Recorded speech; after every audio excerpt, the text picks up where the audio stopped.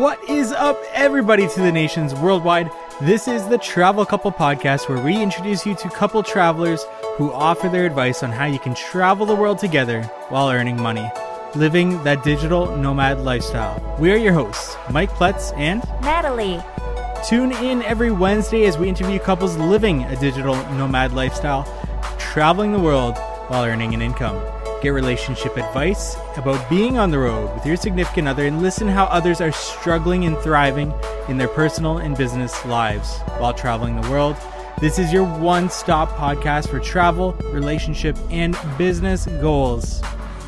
I'd like you guys to check out our blog at thenationsworldwide.com/blog to see all of our travels and to visit us at our Facebook page, facebook.com/thenationsworldwide, to see everything that we've got going on.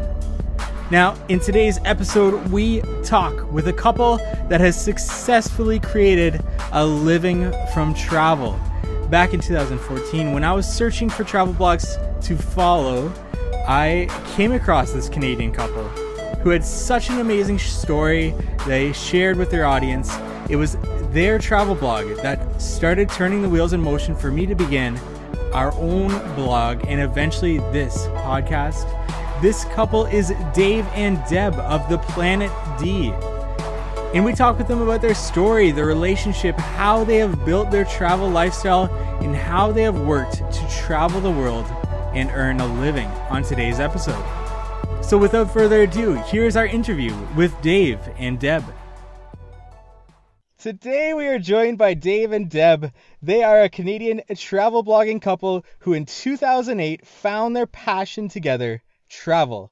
Now they are making a living out of their travels, have won several awards, and have become involved with some of the largest travel brands and companies. You can follow their travels at theplanetd.com. Hello, Dave and Deb. Welcome to the show. Hey, Michael. Hey, how's it going? Thanks so much for having us. What a nice intro. Yeah, I like it. I like it. Hey, thank you so much. I appreciate having you guys on this show. Let us just get started by letting the two of you tell a little bit about yourselves. Well, sorry there, Dave. I looked at Dave, but I'm always the one that starts. Yes, Couples travel after all. Yeah. Well, we're Dave and Deb, and we're from Toronto, Ontario, Canada. And we started our travel blog in 2008 after working in the film industry for 15 years, the Toronto film industry here. And we launched it by cycling from Cairo to Cape Town on a bicycle. And that was a real big start of the planetd.com. And we've been going nonstop ever since. Yeah, we wanted to inspire people to push themselves out of their comfort zone. And we took on the cycling challenge to do that, and that was sort of the basis of how we launched the Planet D. Awesome. And inspire people you have. And I was telling you off the air that you inspired me to start a blog and eventually start this podcast.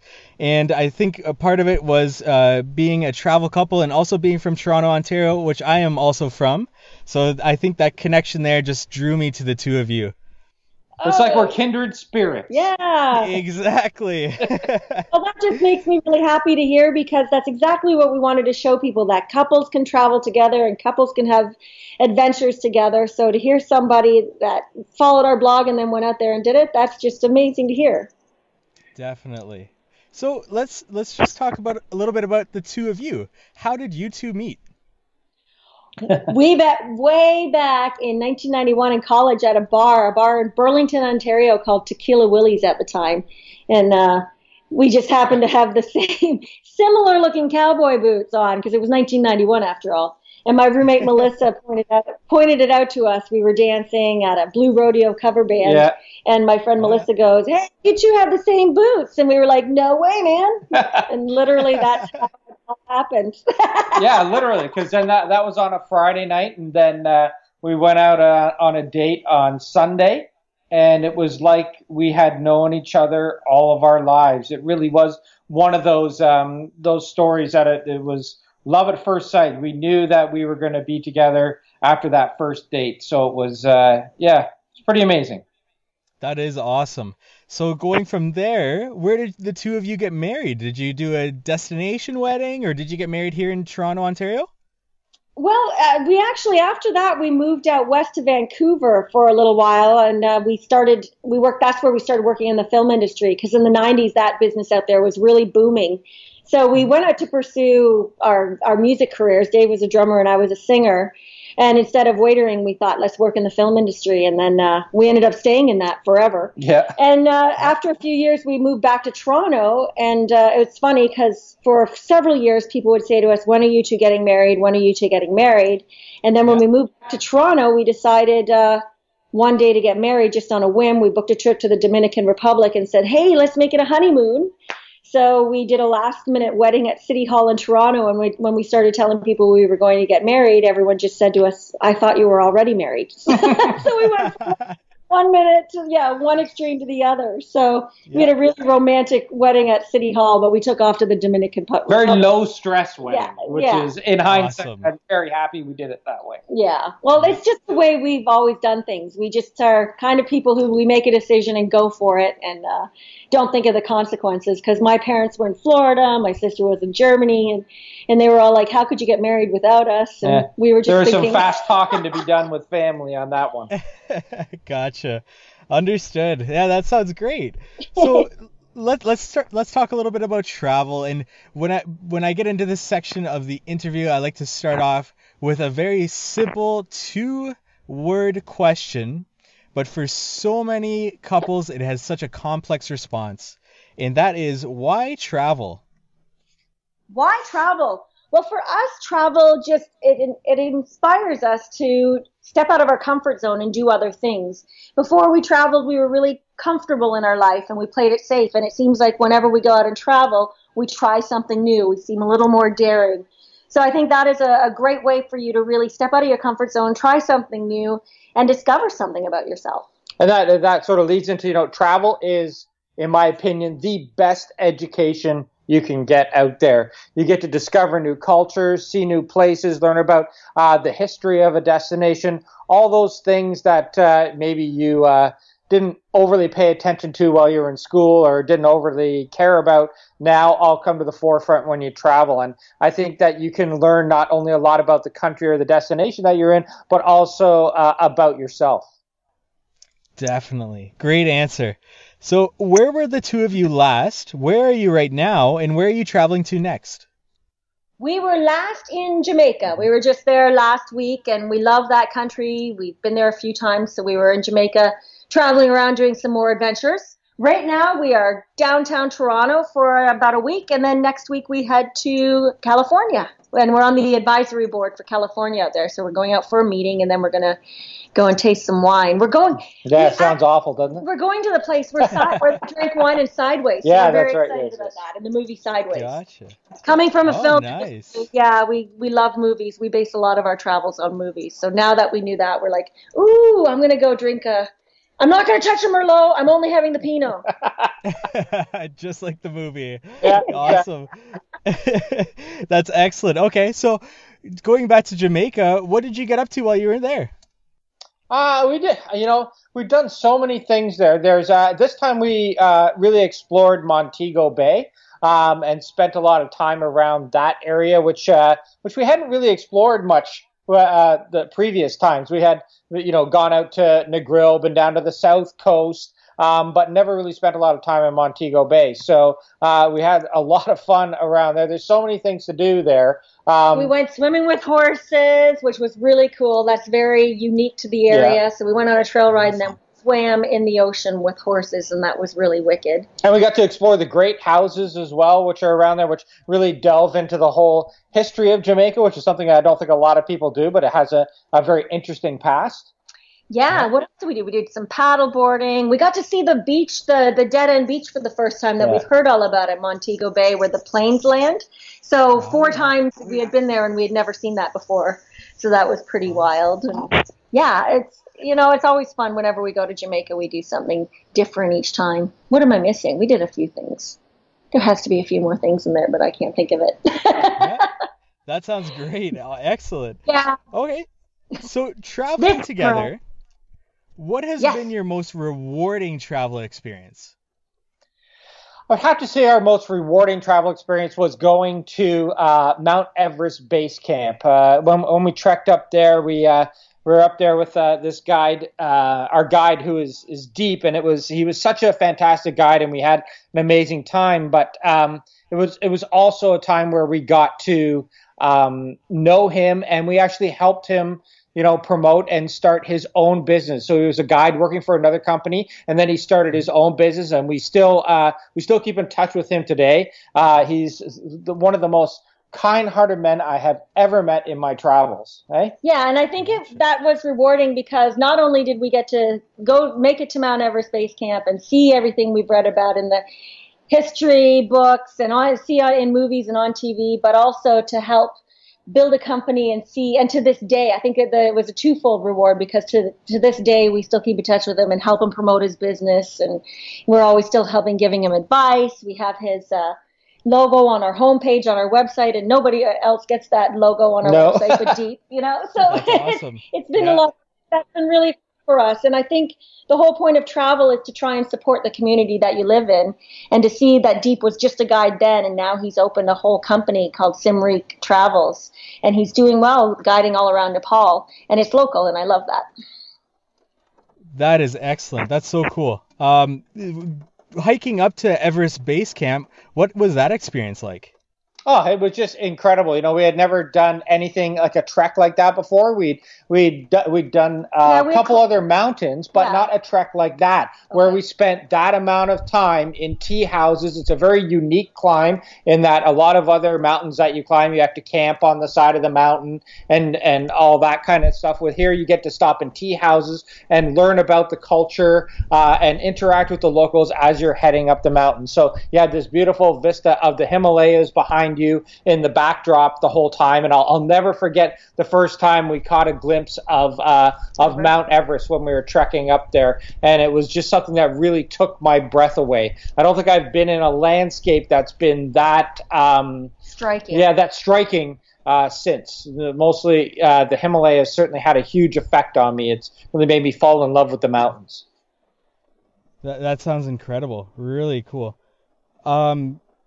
So yeah, I was in Nepal with Natalie, my wife, and just we only got to see Annapurna, and we really wanted to try to do the Everest Base Camp. It looks like such an amazing experience. Unfortunately, we didn't have the time to, but it's always nice to hear like amazing stories of couples being able to do that base camp trek. It really sounds amazing. What has been your most awkward, embarrassing, or hilarious travel experience together? Oh my gosh, we have had so many embarrassing, many awkward, many everything. I don't know. There's some that you just can't tell. I think the most embarrassing one is for me. It always has to do with bodily functions, I guess. As it usually does in India. Well, oh yeah. There was a time when we were on a train and it was really just the toilet was disgusting, and I said, forget it, I'm not going to the bathroom. And we were on an overnight train, and oh gosh, this is an exclusive. I don't think I've ever told anyone on the internet about this. Okay, but I had a beer with dinner, and then I went to bed, and I remember sleeping on a bunk above Dave, and I woke up dreaming that I had peed, and I peed my pants on the plane, and I wet my bed on the train. Yeah. Oh no. I woke up Dave in the middle of the night. I'll never forget. I said to him, Dave, can I come sleep with you? And he's on a little tiny butt. And he looks at me with disgust, like, why do you want to sleep with me? And I went, because I peed my pants. Oh, no. Oh, no. And I cleaned up all of it. And it was because I wouldn't go to the bathroom. And I went to bed, like, having to pee. And then I just put it out of my mind and don't have a beard. Don't do that. And I remember, okay, I did not leave a mess for anyone. I cleaned up all of the sheets and everything and rolled them all up, and it was so embarrassing. And I got up in the morning and put it in the car. They probably didn't even notice. No. So there you go. Exactly. I think that is mine. I would say that. It's a long time ago now, so I feel okay. But yeah, I end up doing that a little more often than I'd like to admit. Okay, so then turning this on another way, in another direction, what has been your worst travel experience together?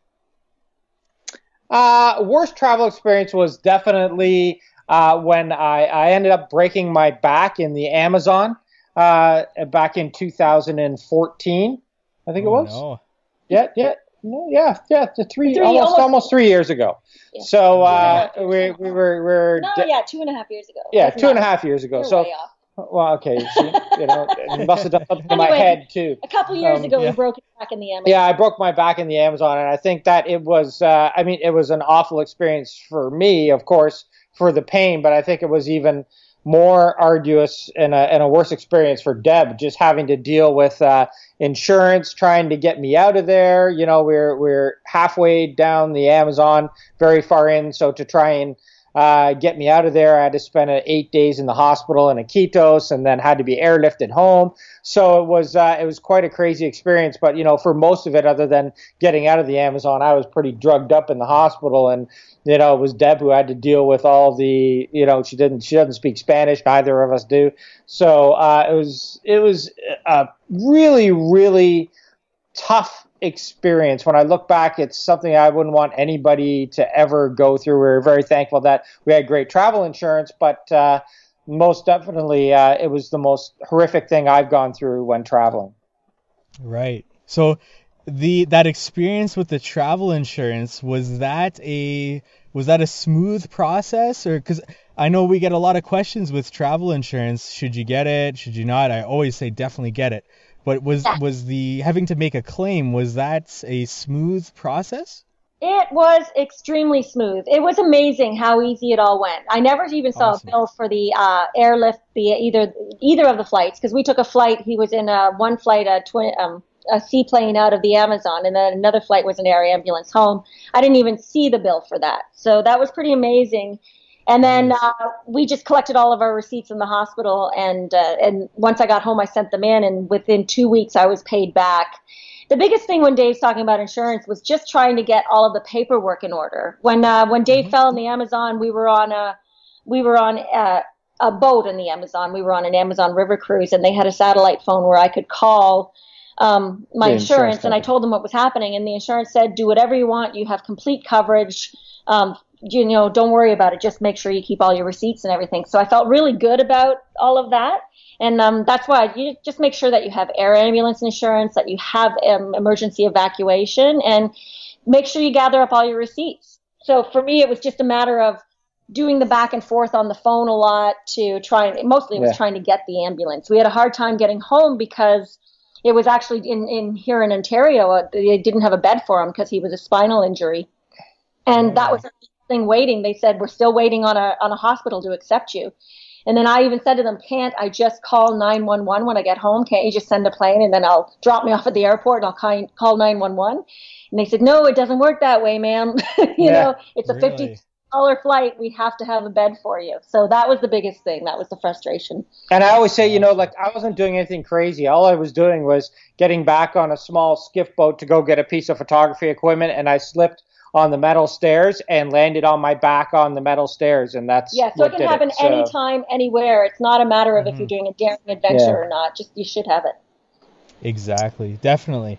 And the reason why I ask these questions, the worst travel experience and your most embarrassing, hilarious travel experience, is because of this next section. We start talking about traveling in relationships, and obviously you guys have been through quite a bit together, especially with traveling. So how do you feel traveling has affected your relationship? I think traveling has only made our relationship even stronger than it would have been. We're put in situations where you only have the other person to rely on. And I think that being together as a couple has allowed us to get through some crazy situations, to bounce ideas off of each other, to actually, if we're mad at something or somebody, we can talk to each other. And I think that has really allowed us to form a better bond than just sort of, being in two different jobs here and there and coming together at night to talk about how your day was. There's nothing wrong with that, but I think that the travel aspect and doing it together really forces you to learn everything about each other and know everything about each other. Mm-hmm. Definitely. Yeah. Yeah, when we worked in the film industry, we spent a lot of time apart for more than a decade. So that's how we found our love for travel, because we were basically living separate lives, working 16 hours on movies a day, not seeing each other, just sleeping the weekends away. And whenever we were in between movies, we would go travel, and that travel always forced us to reconnect and get to know one another again. So I think that's why it's so special for us, because it always kept our relationship strong when it could have gone either way when you were working in the film industry. Yeah, and it always keeps it fresh. Like when you're traveling together, every situation, every day is a new thing. So you have to be able to tackle those challenges as well as enjoy those amazing moments together. And I mean, traveling solo, kudos to all the people who are out there who are doing that. But for me, I would not want to travel alone. I'd want to travel with my spouse like I've done. I guess that's why we're a couples travel blog. Definitely, for sure. So when planning a trip, who's going to take care of what? Dave takes care of everything. Yeah, I take care of everything. Yeah, because I'm lazy, and if it were left up to me, we would just get on the most expensive flight because I couldn't be bothered to look for the right price. And I'd just say, let's just deal with it when we get there, and then we'd end up getting taken in a taxi, which we've done so many times, and always get taken in a taxi. Like taken for a ride. I just don't plan. I couldn't care less. I'm just like, well, why can't we just deal with it when we get there? And you just plan it all out. Yeah, like for me, I like to plan the flights, all the pre-stuff to when we get there. I have an idea of what we want to do. We're not people that really travel too much in a very set itinerary. So I have ideas of what we want, what I think we want to do, and I share those with Deb when we land. Yeah, and I'm completely opposite. That's why it works well, because when I land, I'll see something and go, "Oh, we should do that," and Dave will go, "Yeah, I already looked that up. I was planning on doing that or something." Like I'll see, "Oh, we should go there." Yeah, and it works well. I think each person should have their own job when it comes to planning travel, because I think it makes things easier. You play on the strengths of each person in the relationship. Yeah. I just think you like the planning, and I don't like it at all. I do. I love it. I love doing it. I just kind of go, we should do this. I always kind of decide where we're going to go, though.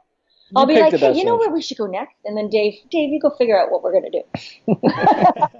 I couldn't agree anymore. Playing to each other's strengths is the best part about traveling as a couple. So how about a destination that you two have been to that you'd like to recommend for traveling couples? Oh, definitely. I think one of the most romantic destinations is the Maldives in the South Pacific. Really, anywhere in the South Pacific, it's just so beautiful. It seems to be like Fiji. Well, we have Fiji and the Maldives are where we've been there, and they're just made for travel for couples. I think so. They're just major honeymoon destinations. You don't see a lot of kids at those destinations, and that's just completely romantic to get one of those over-the-water bungalows and just spend a week doing nothing but walking. Yeah, if you want to be pampered and be in, a postcard destination and really just connect with one another with no other distractions around, definitely the Maldives is the place to do it. That's what we found out of all the places we've been to. Another place closer to home is the Cayman Islands. We really love Grand Cayman. I think that's a great couples place as well. So There we go. One really far away and one close. Yes. Perfect. So, do you two have any advice you'd like to share with any couple travelers out there? We always say our number one piece of advice is compromise.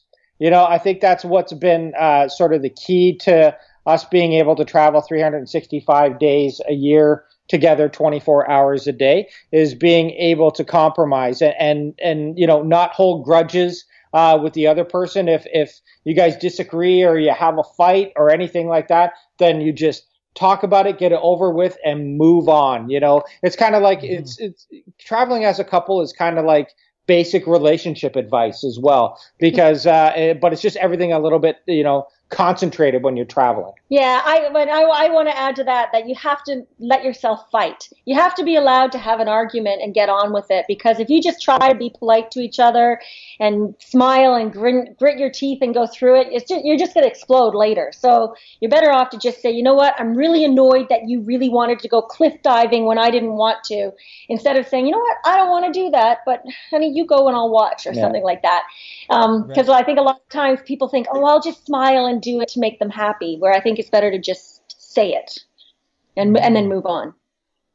Definitely. And then sometimes even when you say, I don't want to do that, you end up going, well, maybe I will now. Exactly. Because you kind of got it out. Excellent advice. So in this last section of the podcast, we're going to talk about the Planet D. And this is to inspire other couples out there to try to make travel more of a lifestyle. And in your case, you guys have done that through your platform, which is your website, your travel blog. So let's start with, where did the name The Planet D come from? To us, it's pretty obvious. We're Dave and Deb, and our names start with a D, and it's how we see the planet. Yep. When we started the travel blog, we always traveled. We traveled a lot before we started blogging, and we carried a lonely planet with us wherever we went. And when we were coming up with names, we were like, I want something like the Lonely Planet. And we went, hey, we're Dave and Deb. Let's make it the Planet D. So that's what we did, and that's what we're stuck with. And we actually love it because it can mold with us now. Yeah, definitely. We didn't like the name for a long while, but now we're like, we can be Planet Decadent, Planet Delicious, Planet Diving, whatever we want. It's specific yet generic at the same time. Yep. Excellent. So whose idea was it to start this travel blog, or what was the catalyst for you two to decide we're going traveling, we're starting a travel blog? What happened to create that? Well, we started the blog because, when we worked in the film industry in Toronto, you're from here, so you know, the winters were really cold and we had a lot of seniority, so we would just take winters off. We were like, forget it, I'm not going to work outside in the cold weather, and I'm going to go traveling. And it was cheaper to go traveling than to stay in Toronto. So we did that for about 7 years. Mm-hmm. We would go traveling anywhere from 2 months to 6 months at a time, and we loved it. And for years, we kept going, how can we make travel a career? So we originally wanted to pitch a TV show about a couple doing extraordinary adventures around the world, but we're just an everyday couple. And that's when we decided to sign up for this race through Africa called the Tour d'Afrique, where we cycled from Cairo to Cape Town. And the blog was literally started to just be a resume, just a place a way to hold all of our newspaper clippings, our TV appearances and everything, so that we could have a whole CV to show off, a reel to show off for our TV show. And then we had so much travel experience. Even when we started our blog, by then we had been to about 30 or 40 countries because we had been traveling for years. We had a lot of experience to write about. So when we got back from Africa, we were trying to pitch the travel show, but we just started writing about travel, and people started paying attention, and we went, maybe there's something to this internet thing. So we started looking into that instead. Excellent. So then, did you guys know that it would turn into what it has today? Was that the game plan, or how does that game plan change? We hoped it would. You know, we did start it basically. Well, the thing was, the TV show didn't take off, and the reason the TV show didn't take off is because people told us, well, nobody knows who the heck you are. Yeah. You know, you guys are nobody, so why would we make a TV show about us? People said, we like the idea, we like you guys, but you don't have a brand. Right. So that's when we said maybe we should start building our brand. So the way we looked at our website, we said, let's be these online celebrities. And I remember thinking, when I was in my travels, I'd see Leonardo DiCaprio advertising Tagore watches or something like that. And I said, we should concentrate on that. We'll become this travel brand that promotes travel to companies, but in the online world. And it sounds like, it's so obvious now. But back then we were like, wow, that's a great idea. Yeah. So let's focus on our brand and become these travel experts. And maybe we could start working with companies in the future, and they would hire us the way that, actresses, promote makeup and other people promote perfume. We were like, oh, maybe we could promote cameras and things like that. And it's really funny that that worked out that way. Yeah, so the idea was always there to make it into a business because, again, we were leaving the film business to find some other way to make money. So it was always the idea for it to be our careers. But yeah, obviously the journey to get there has changed a lot over the years. And just as it will continue to change in the future. Excellent. That's so cool. So with a blog comes many more responsibilities than people really think when starting a blog. You need social media channels and everything that goes along with it. With social media, what do you feel has been the best platform to promote your blog? Now, that's something that has changed over the years as well. When we started, there was only Twitter. We didn't have a Facebook fan page. There was no such thing as Instagram. So at the beginning, I really believe we built our blog through Twitter. We tweeted a lot. We were on, at that time, now you have people on Instagram lists. At that time, there would be who are the biggest tweeters in travel blogging. And we'd be on a lot of lists like that when we first started. And then as it evolved, then Facebook took over for a while. And that was a really big thing. Now, Instagram is a very big part of our marketing strategy. Yeah. But now it's more YouTube. People are asking us more about doing videos. Like we'll get contacted a lot for people to say, can you make a video, do try our product or go to a destination. So the one piece of advice we give people is to try and be on all of them because they've all been really good for us. Yeah. At different stages. Yeah. We've never abandoned a channel. So, all the channels that have helped us get to where we are now, we still use regularly. We still use regularly, some of them to more extent than the other, depending on what is working at that time. But I think being on all those channels has given us the diversity to actually market to a whole bunch of different audiences. And I think that's helped contribute to our success in this field for sure. We're never ones to put all our eggs in one basket, and I don't think anybody should because I have friends on Instagram who are seeing the algorithm change, and that's all they concentrate on, and they're nervous about it.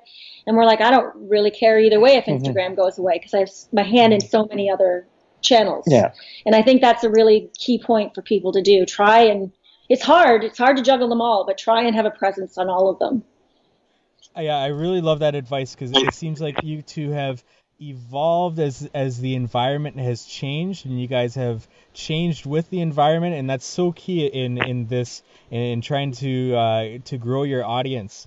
Now, the other thing I want to bring up is SEO, because when I started reading travel blogs, and you two were one of the first travel blogs I read, it was because of you ranking really high in search engines in Google for short keywords, everything from travel blogger to other keywords that you guys rank really high on. How have you guys gone about your SEO strategy? Is there any advice that you'd give a travel blogger out there to really focus on their SEO?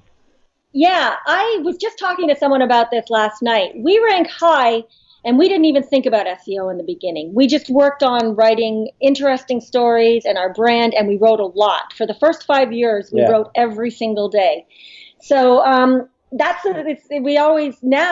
think about SEO more, but I think we rank high just because of the age of our blog, the content that we have in there. We have a lot of it.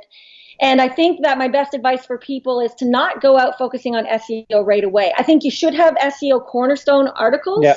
But as a new blogger, I think that you should work on sharing your experiences and sharing your personality. And then take a few articles that can be cornerstone for SEO. And I think that's the most important thing. We've been amazed that we showed up ranking high in certain things because we didn't even think about writing for that. It was just writing a long article and giving really solid information. And I think building backlinks is also another thing that people talk about, which that is obviously important. But I think one of the biggest things is how you go about building backlinks, and it's not necessarily the amount of backlinks you have, but the quality. And we are very fortunate at the beginning to get a lot of high quality backlinks by answering interviews and getting interviewed. And the reason we got those interviews is because we built a brand. that people wanted to interview us. So it's sort of like, if you build it, they will come, as they say. And I think what Dave said is perfect, is everybody's going, I have to get backlinks. Whereas we would organically get them because we wrote something interesting or did something interesting, so then it would get picked up by a newspaper or by a big website writing about it. And that's what people need to think about it. They're putting the cart before the horse. They're going, I need backlinks, so I need to figure out how to get that, instead of doing something interesting enough that people will actually pick up on it and start writing about you. Definitely. That's excellent advice. Now, continuing with that a little bit, is that you guys have worked with so many different travel brands, different companies, and a lot of people want to get to that stage. It's just they don't know how to start that. Once they've got an audience, they've built this audience. How did you guys get your first brand to work with, or first company to work with? How did that evolve? Well, the first brand we worked with, like on a big platform, was American Express, and they approached us, and I think the reason they approached us is because we built, as you know, I hate to keep hammering this home, but we built a brand over the years that was valuable to them, and they could see a synergy between the two brands, and I think that's, they were seeking out people to work with that were that wanted to deliver the same message they did, and I think that's why they came to us. I think there was an advantage also that we were in Canada as well. Yeah, it was American Express Canada. So it's a bit of a smaller market. So people always want to go after the massive companies to start off with, but I think you're probably better off to look in your own backyard from where you are, because maybe a company just like American Express has an American Express Canada, and you're working with them, and they're more apt to work with a Canadian travel blogger than they would someone from America, just as Americans would rather work with Americans. So they came to us. That's how we got it. And we didn't go out there and pitch brands, and again, we've been very fortunate that we haven't had to do that, but I do attribute that to our years of working hard to build up great content and build an established audience and brand, that they come to us. And something people don't know is we didn't work with anyone for the first couple years. We just kept on traveling on our own dime, wrote about our experiences, and just we figured we would have to travel full time for 5 years to make a name for ourselves. And by going out and doing things constantly, we were always updating the blog, always present on social media, that brands have always come to us. And I think that's what people need to realize, that you need to give yourself a bit of time to build your name and reputation. And once people start to know you, you will be approached. Because nowadays, people want to monetize right out of the gate. Too soon. And I think that can be a real trap, in the sense that you're not writing for yourself, and it's hard to build a genuine audience. The SEO traffic is fantastic, but to convert the SEO people into people who will be longtime readers, subscribe to your newsletter, buy products, all that kind of stuff, 99% of that does not come out of SEO. That comes out of building your own brand and building an audience. Excellent advice. And I really like that you guys said take your time, be patient, and you guys said years. This didn't take weeks, months, right? This took time to build. And exactly. And we kept our job. Like, we had 7 years of travel beforehand, so we could draw on that for the first couple of years. And even when we went and traveled, the first year we took off for an entire year to focus on our blog. We came home, didn't make any money for that year. We had to go back to work. We took another couple months working in the film industry again, just to save up again. And too many people think I have to quit my job and just go full tilt boogie into it, when you could start writing about travel in your own backyard. You could take vacations, you can do day trips. So I think that's really important, to take your time and not just quit your job and go, how can I make money right away? For sure. So what is next for Dave and Deb and the Planet D? Well, we're actually, this year we'll be running our own, we'll be leading our very first photography tour to Tanzania. So we're going to be doing that at the end of August. So people can come and join us on this VIP luxury photo tour where we get to go and see the Great Migration in Tanzania, and as well as all the Serengeti, Tarangire National Park, Ngorongoro, and then we end in Zanzibar. Yeah, and we partner with Ken Kameneski. Yeah, from Discovery Photo Tours, who's a very good friend of ours. So it's a great partnership between the two of us, and it should be amazing. Yeah. Awesome. That sounds like so much fun. So that sounds I'd love to see the Great Migration. It looks, just seeing photos of that just looks incredible. Have you guys seen it before, or will this be your first time? This will be our first time seeing the Great Migration. We've been to Tanzania now three times, and we've been on safari a lot in Tanzania, but never for the migration. So we're very excited ourselves. So it's going to be great because we start off in the south of Tanzania, and then we're flying up in the middle of the tour for the Great Migration. So that's going to be really wild. Yeah, so. I can't wait. Yeah. Definitely. Well, there you have it. Dave and Deb sharing their travel stories with you today on the To the Nations Worldwide Travel Couple Podcast. I want to say a very special thank you to my guests. Thanks for taking your time out of the day to join me on this interview, guys. Well, thanks so much. Thanks so much for having us, Michael. We really enjoyed it. You're an easy guy to talk to. Yeah, we got to get together in Toronto, man. Hey, we definitely should. I want to just pass the floor over to the two of you. Let our audience know where they can check you out, where's the best place to reach you, and anything else you wanted to let them know. Yeah, you can find us at theplanetd.com, and we are The Planet D on every channel: Twitter, Facebook, Instagram, YouTube, you name it, you can find us at The Planet D. Thank you to all of our listeners out there, To the Nations Worldwide. We cannot express our appreciation enough for having you listen to this episode. Please visit us at travelcouplepodcast.com/19 for this particular episode's show notes, and learn more about Dave and Deb at theplanetd.com. Leave a comment on the page and we'll be sure to get back to you. If you'd be so kind, please subscribe to our podcast and leave us a review. This helps us extremely going forward with this podcast. If there's anything else you want to find out, visit our Facebook page at facebook.com/ToTheNationsWorldwide to see everything that we've got on the go.